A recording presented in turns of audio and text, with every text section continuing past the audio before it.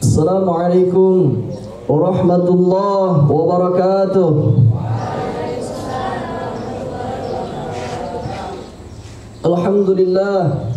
Alhamdulillahi rabbil alamin.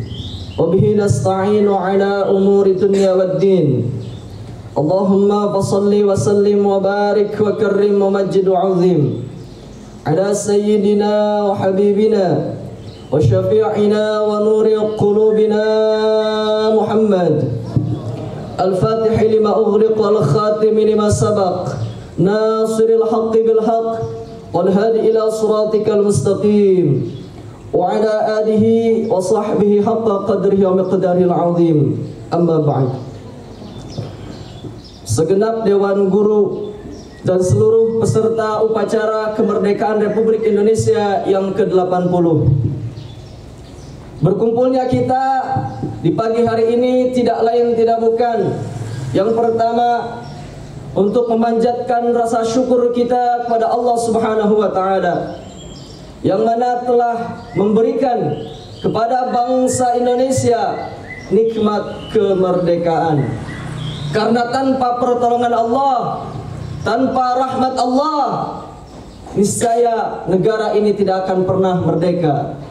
Hal ini diakui oleh para pendiri bangsa dengan penuh kesadaran akan besarnya pertolongan Allah, bahwa bangsa ini merdeka atas berkat rahmat Allah yang Maha Kuasa.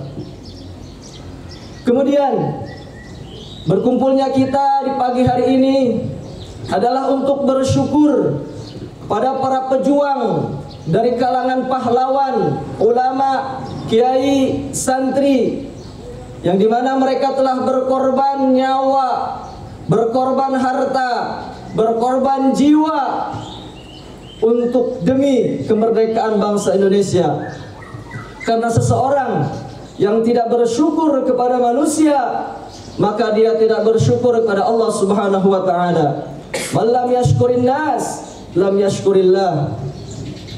Kemudian hadirin, berkumpulnya kita di pagi hari ini adalah sebagai bentuk kecintaan kita kepada tanah air Indonesia.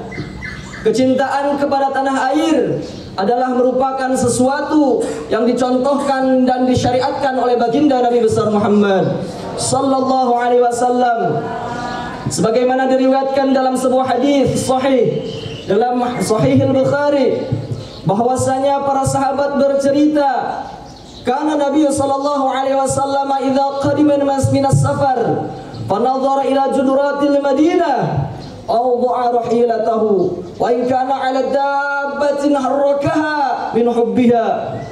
Para sahabat Nabi bercerita bahwasanya baginda Nabi besar Muhammad sallallahu alaihi wasallam manakala beliau datang dari sebuah perjalanan, kemudian beliau sampai kepada kota Madinah, dan kalau sudah sampai kepada kota Madinah, beliau memandang tembok-tembok kota Madinah.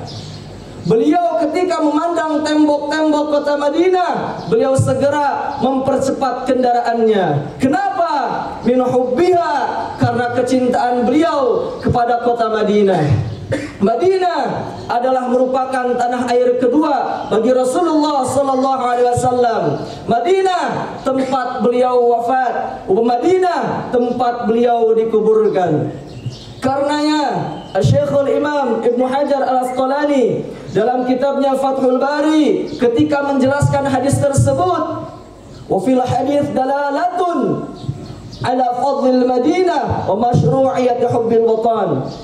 Kata Imam Ibnu Hajar Al-Asqalani ketika menjelaskan hadis tersebut, bahwasanya hadis tersebut adalah sebuah dalil di mana akan istimewanya kota Madinah, wa masyru'iyyati hubbil watan, dan menjadi dalil disyariatkannya cinta tanah air.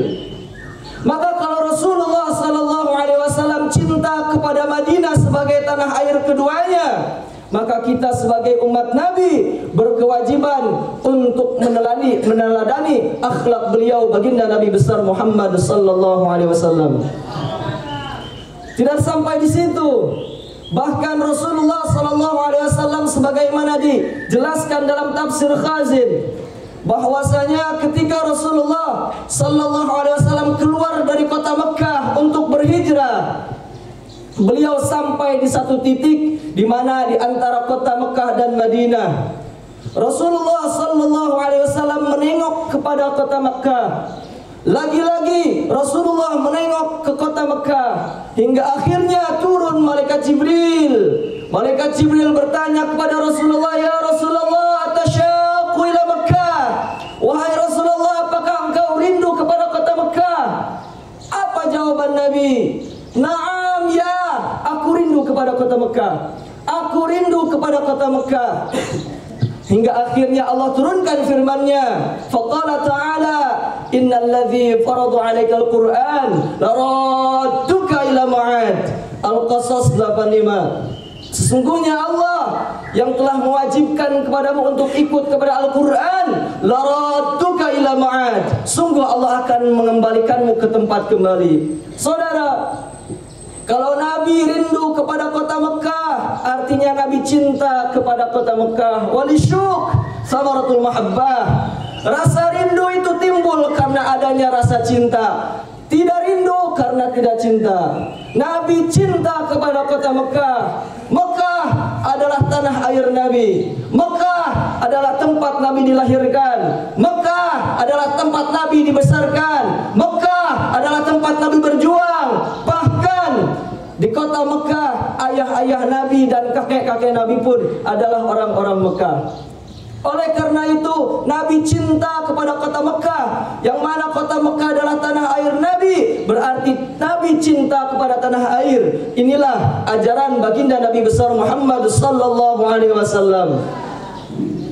Saudara, bahkan dijelaskan dalam tafsir Alusi bahwasanya dinyatakan Sayyidina Umar bin Khattab radhiyallahu taala anhu wa radhah, beliau menyatakan, "Laula hubbul watan la khurba baladus su fa bihubbil awtan umiratil buldan." Amirul Mukminin Sayyidina Umar bin Khattab radhiyallahu taala wa radhah, beliau pernah menyatakan, "Laula hubbul watan," andai kata tidak ada cinta tanah air, la khurba baladus su, maka negara yang hancur akan tetap hancur, negara yang rusak akan semakin rusak, negara yang bobrok akan semakin bobrok. Fa bihubbil awtan umiratil buldan, dan karena dengan cinta tanah air maka negara akan berjaya, bangsa akan makmur sejahtera. Oleh karena itu, masyarul hadirin, kumpulnya kita di pagi hari ini tidak lain tidak bukan karena kecintaan kita kepada tanah air Indonesia. Indonesia tempat kita dilahirkan, Indonesia tempat kita dibesarkan, Indonesia tempat kita sujud, Indonesia tempat kita makan, Indonesia tempat kita hidup, Indonesia tempat kita berjuang dan berkorban. Oleh karena itu kita kumpul di tempat ini karena cinta kita kepada tanah air Indonesia, tidak lain dan tidak bukan karena meneladani akhlak baginda Nabi besar Muhammad sallallahu alaihi wasallam. Tidak sampai di situ, saudara. Ketika kita lihat mengapa para pahlawan, para pejuang rela berkorban, tumpah darah, patah tulang demi memerdekakan Republik Indonesia ini. Apakah karena kepentingan politik? Apakah karena kepentingan ekonomi? Apakah karena kepentingan pribadi? Apakah karena kepentingan keluarga? Tidak mungkin. Karena para syuhada yang gugur di medan perang, banyak dari mereka dari kalangan ulama, banyak dari mereka dari kalangan kiai ataupun santri. Mereka berjuang dengan pedang, mereka berjuang dengan tombaknya, mereka berjuang dengan bambu runcingnya menghadapi senjata-senjata canggih. Tidak mungkin kalau hanya kepentingan politik, tidak mungkin karena hanya sebab kepentingan ekonomi, dan itu tidak mungkin. Yang menjadikan, yang mendorong mereka berjuang, menumpahkan darah, patah tulang demi kemerdekaan Republik Indonesia ini tidak lain tidak bukan karena kecintaan mereka yang didasari oleh keimanan kepada Allah Subhanahu wa taala dan keimanan kepada baginda Nabi besar Muhammad sallallahu alaihi wasallam. Oleh sebab itu, saudara, perjuangan ini, nikmat kemerdekaan ini yang didasari oleh tumpahnya darah, patahnya tulang, merah darah, putih tulang, sehingga berkibarlah bendera merah putih, adalah nikmat dari Allah Subhanahu wa taala yang semestinya kita jaga dengan sebaik-baiknya.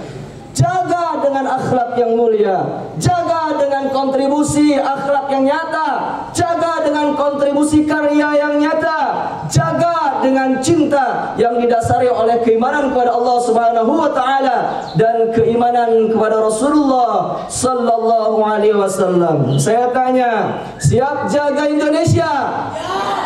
Siap jaga negara? Siap cinta agama? Siap cinta tanah air? Takbir! Merdeka! Sallu ala Nabi. Oleh sebab itu, mudah-mudahan kumpulnya kita di pagi hari ini mendapatkan ridho Allah Subhanahu wa taala dan diberkahi oleh Allah Subhanahu wa taala. Itu saja yang dapat saya sampaikan, kurang lebihnya mohon dimaafkan. Wal afu minkum. Wassalamualaikum warahmatullahi wabarakatuh.